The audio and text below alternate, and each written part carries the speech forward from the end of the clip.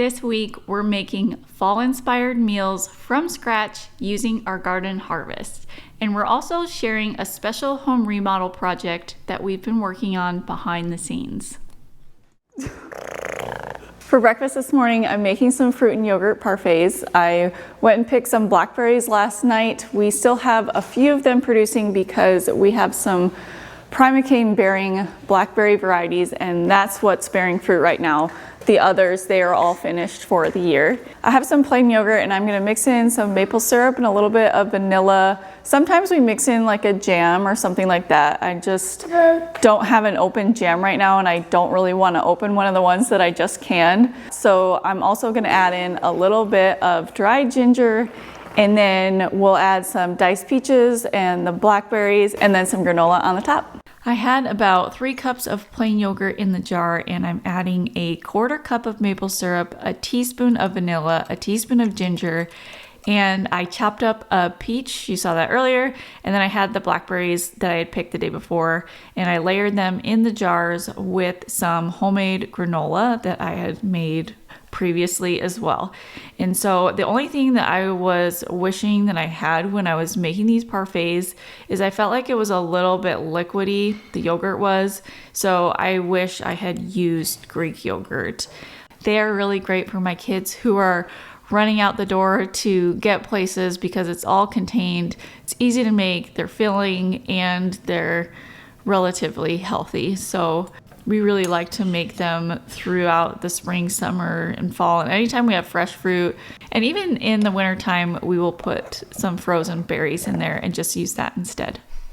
I thawed out 2 whole chickens. This is way more than I need for our next meal, which we're using this for lunch. But whenever I'm cooking something like a roast or a whole chicken, I always cook more than we need so that we can cook it and then we can vacuum seal and freeze the rest for other meals. Or if I know that I'm going to use it in another meal during the week, then I just keep it for that too. While the chicken is cooking, I have some time to head out to the garden and harvest some of the food that we need for today's meals. So I made a little grocery list here of what I need from the garden so that hopefully I don't forget anything. I'm sure I will, and I'll have to come and grab one little something later, but this is going to keep me a little bit more organized, and it's best to harvest if you can in the morning. I don't always do that, but it is going to get hot today, so I'm going to harvest lettuce, basil, celery, lemon balm peppers, cherry tomatoes, and zucchini, and hopefully all before the chicken gets done. But if it does get done beforehand, I'll run in, I'll take it out, and then I'll come back out here. I set a timer on my phone so that I wouldn't let it burn inside while I get distracted out here harvesting everything.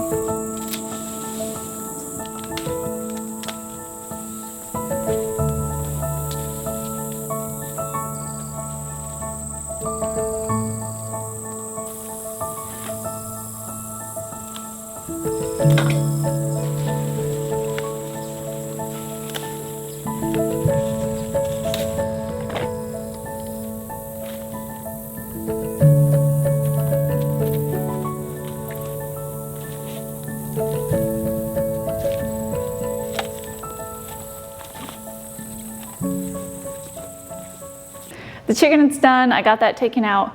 Now I'm gonna make a dressing because we are making a chicken and apple salad with a basil and Parmesan dressing. And to make the dressing, I need to have mayonnaise, and we are out of mayonnaise. So I need to make it from scratch, and usually I would use avocado oil for this, but I just walked in the pantry and realized we were out. So all I have is extra virgin olive oil.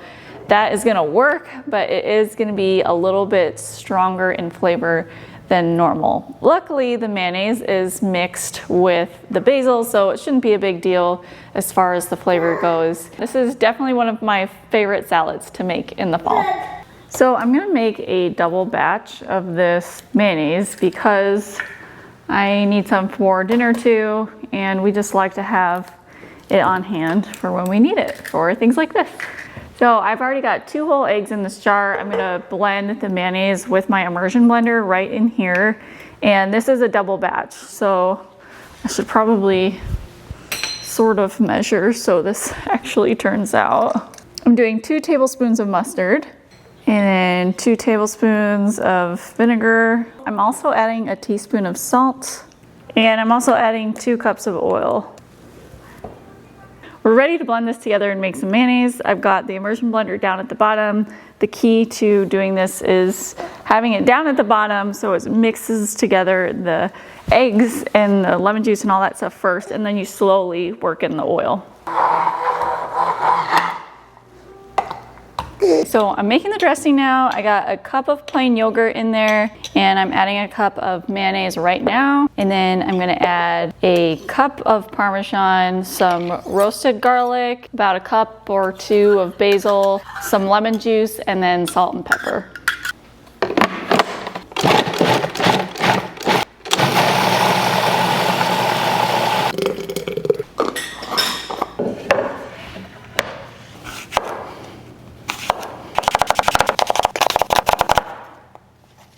So for this salad, I am using Jonathan apples because that is what I got from the farm store. So I had those in my refrigerator, but really any type of apple works. And then the rest of the salad, it doesn't really matter how much you have. What matters is mostly just making sure that the dressing is right. But just to give you an idea of proportions, I had about a pound of greens between lettuce and arugula, and I had chopped up 3 apples, and I'm thinking about 1.5 cups to 2 cups of chopped celery, and then about 4 cups of chopped chicken. This salad is a big hit with our family. I made this and it was gone literally within, I don't know, maybe like 20 minutes or something. And we actually went out and picked some more greens so that we could make some more so that everybody could have their fill of it. Fall is one of my favorite seasons. I love having a ton of food in the garden to choose from and to have for meals to cook. And another thing that I love about fall is we usually take on some kind of house project, which is a nice break from being in the garden all the time. And so this year we took on a house project that is Cruz's room. So Cruz is our oldest, and it is hard to believe, but this is his last year with us at home. This was something that Cruz really wanted to enjoy before he left the house, and it was his idea to get this done. So we agreed that he would do the majority of the labor, and I agreed to help him plan, and Cam agreed to help him with some of the labor stuff, especially some of the woodworking and teaching him how to do some of that stuff where he needed the help. So here's what his bedroom looked like before. It was basically just a white box and had no details to it. And we always intended to add all of that stuff later on. And here we are, almost 5 years after building this house, finally adding some character to our home. And you see the crib in this room, he shares it with his 2-year-old brother. So the first thing he did was he picked out some paint, and I had a bunch of paint samples left from when we originally built our home. And the color he picked was Gibraltar Cliffs by Benjamin Moore. So this was a fun project for him and I to work on together because I'm usually the one that makes all of the design decisions for the house. It's something I really enjoy kind of as a hobby. And Cruz definitely had some ideas of what he wanted in the room. Originally, he said he wanted a lot of black, a lot of gray, and we were able to work together to still make it like his man cave, a very masculine space, but also add some warm elements to the space as well. So the first thing that we decided to do is add some wood shiplap to the ceiling. So he is adding some wood conditioner to these shiplap boards, and then he stained the boards, and I think it's Minwax Early American is the stain color we picked. And on these days it was extremely hot, and so I actually had to come behind him and wipe off some of the stain as he was staining because it was drying so fast. So we're in Cruz's room, and we realized the joists in the ceiling are not running the same way they were in another room in the pantry where we did shiplap up there. So we're putting, you can see we're putting in furring strips here the opposite way so we can run the shiplap this way. So there's always an extra step in each project that you need to allow time for. So get yours in. One of the reasons that we're doing this room remodel is because there was an existing queen size bed in this room that Cruz was using, and then a crib that Riggs was using. And Riggs has graduated from the crib. He has been climbing out of it all the time, which means he's ready to go to a big boy bed. So we decided to get 2 twin size beds instead. And a big thank you to Birch Living for sponsoring this video. We have slowly been upgrading all of our mattresses to Birch mattresses because that is something that is very important to us, to have natural mattresses, especially for young kids. So Birch mattresses, they are made with responsibly sourced materials like organic cotton, organic wool, and 100% natural latex. So for Riggs, we have the Birch Kids mattress, which I love because it has a firmer side, which is for ages 3 to 7 years old. And then you can flip over the mattress and it has a softer side for ages 8 and up. We were definitely a little bit nervous about Riggs's transition from the crib to a big boy bed. And we have been so happy because ever since we have had this bed, he has slept through the night. So we haven't had to worry about him getting out of the bed in the middle of the night. It's been awesome because this mattress is so nice and comfy for him, and it has made the transition really easy. You like your bed? Yeah. Yeah. We love all the Birch mattresses we have, especially the Birch Kids mattress. If you or your little one is looking for a new mattress, check out Birch Living. You can click the link below or visit birchliving.com/seasonal homestead to get 27% off your Birch Kids natural mattress. Both Cruz and Riggs love cars, so I presented the idea to Cruz, what do you think about printing off some really big pictures of cars? And he was all over it. So he found all these photos on unsplash.com, and they're just sort of like free stock photos. And then he was able to print them off at Walmart, and we bought these frames on Amazon and just put it all together, and we were able to get these 24 by 36 pictures of cars for like a fraction of what they would be if we were to buy them somewhere else. The other new thing that we added here was a rug. This is a washable rug. It's from Ruggable, and I got the tufted version. In our other boys' bedroom, we got a new rug in there, and it was not ruggable, and I totally regret that decision. I had given Cruz a budget at the beginning of this project, so since the rug was a little bit of a splurge, he went cheaper on the headboards. We were able to find these from Pottery Barn Teen, and then these little storage bins for the foot of the bed, they match, and they're like this faux leather.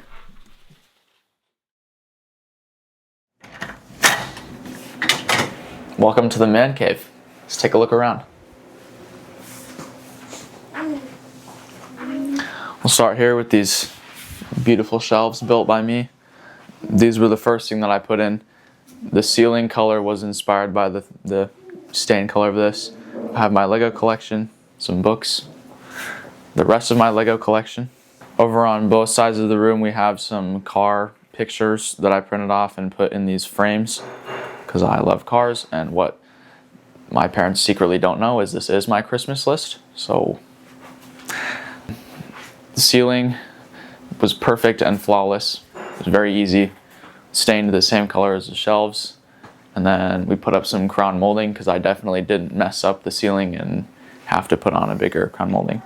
And then beds, of course, and this nice rug. And my floor ornament.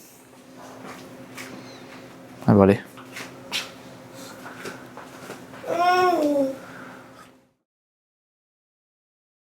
I am a big fan of pumpkin and baked goods, and since it's fall, it's time to put the pumpkin into everything. I have a pumpkin pancake recipe that I wanted to adapt and make it work for waffles, and how I'm doing that is I'm going to add a little bit more fat, in this case butter, and a little bit less milk. And when I make pancakes or waffles, I'm usually using whole wheat just to kind of make it like a little bit healthier.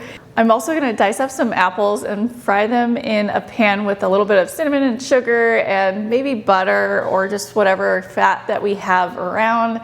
And that's gonna be a side. And I'm also thawing some of our ham to use as a side too. What I added to the apples was a 1/4 cup of brown sugar, a teaspoon of cinnamon, and then I had the butter in the bottom and I added like a pinch of salt to it and then just a little touch of lemon juice.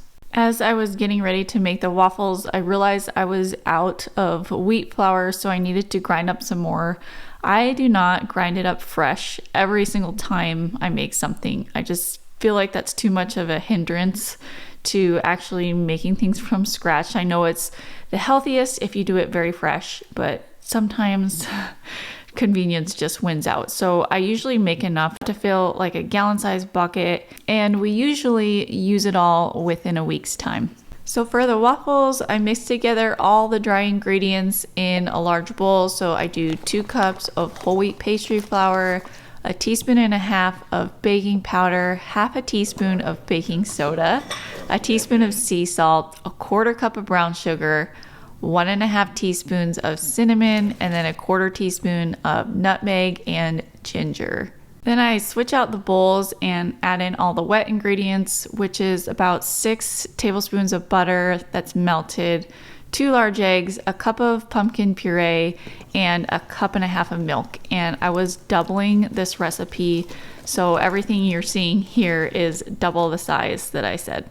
So we have a Belgian waffle maker and we have had this thing forever. It's kind of on its last leg, and that is what I use for waffles all the time. I have been looking for a large waffle maker that is ceramic coated. So the ceramic is like the natural coating, and I haven't really found one that I loved yet. So if you have one and you like it, let me know in the comments. And for these waffles, I just preheated the iron and it basically just lights up and tells me when each of the waffles is done. We kind of like ours a little bit more golden brown, and after I had these all finished, we topped these with the butter, the fried apples, and some sliced almonds, and then a little bit of maple syrup on the top. I also fried up a little bit of our farm fresh ham to add as a side to this. Doing marinated beef kebabs for dinner tonight. It usually goes pretty quick. I make a marinade, put it in this bag, fill it with the beef, and while that's sitting, I'll chop up the vegetables. And in this case, from the garden right now, we have the zucchini, red onions, peppers. We sometimes do mushrooms, but we just don't have those right now, so we're not gonna do them. I don't think the kids are gonna miss them.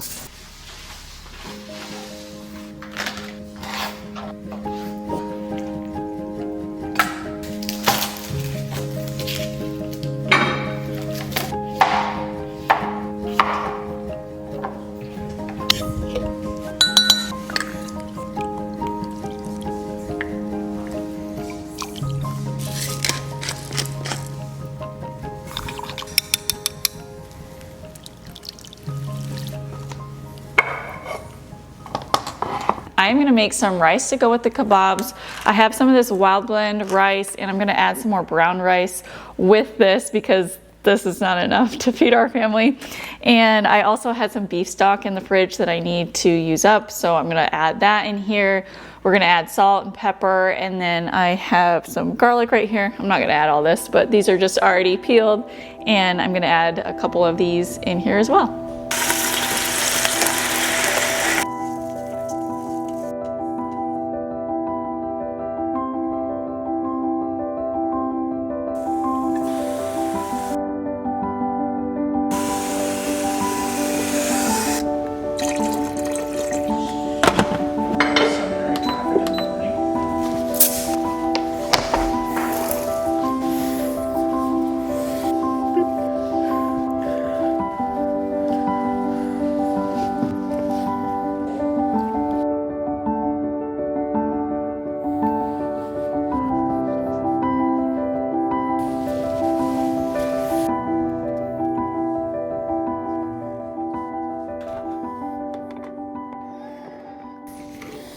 Oh yeah, it's hot. It's hot enough, okay.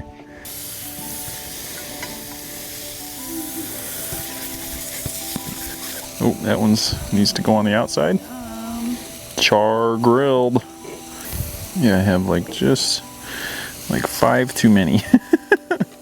Ooh yeah, look at that char. That's a good, little pepper. That one's done. I'm making a garlic aioli as a dipping sauce for the kebabs. I already put in a bunch of roasted garlic. I forgot to push record on all of this, but I also put in a little bit of lemon juice, some pepper, and then some salt. Just mix that up and it's ready to go.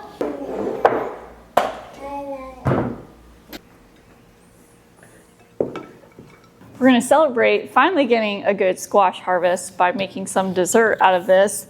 I'm gonna make it into sort of like a zucchini sheet cake type thing. And I am gonna put less sugar in this than most people do. One of the things I don't love about cake is that it's just so sweet. It's like overpowering. So I'm still gonna do a frosting. So I'm gonna try and make the cake part less sweet. And this is just sort of an experiment. So it may not be so good, but we're just gonna try it out and see how it is.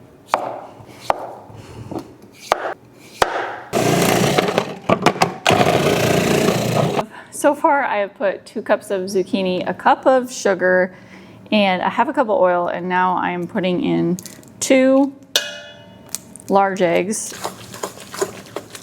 I am continuing on with the theme of trying to make this recipe just a little bit healthier, and I'm adding some whole white wheat pastry flour. I just grind this up from the soft white wheat berries. So I'm adding a cup of that, and then I'm gonna add a cup of all-purpose flour.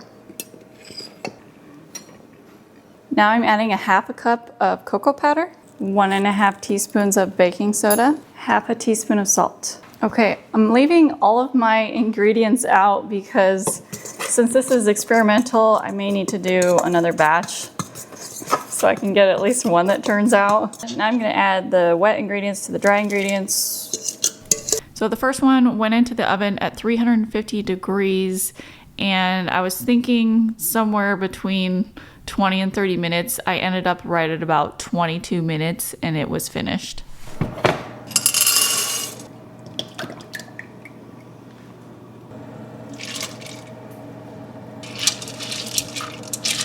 For the frosting, I mixed together some heavy cream with the chocolate chips, and then off heat, I put like a teaspoon of vanilla in it.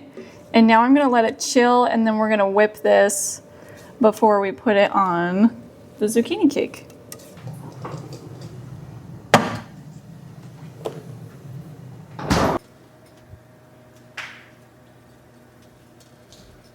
The first cake is finished, and so now I'm gonna work on making a second one. I wanna try a second because I wanna make a few tweaks to this recipe and see if it turns out any better than the first. I'm gonna add a 1/4 cup more sugar, and instead of doing all baking soda, I'm gonna add some baking powder and take away some baking soda, and we'll see if we get a better result. So I was hoping to be able to share this recipe with you guys by the time this video came out, but I think it still needs some tweaking between both of these. Actually, the first one was better than the second. And the other thing was I felt like it was just like a tiny bit dry. So I'm gonna try again. I need to do at least 2 more batches of this. I'm gonna add some sour cream into one and some applesauce into the other and see if that adds some moisture back into this cake. So even though it didn't turn out quite like I had hoped, the kids really liked it, and we have plenty of zucchini in the freezer and outside to test this again and make some more.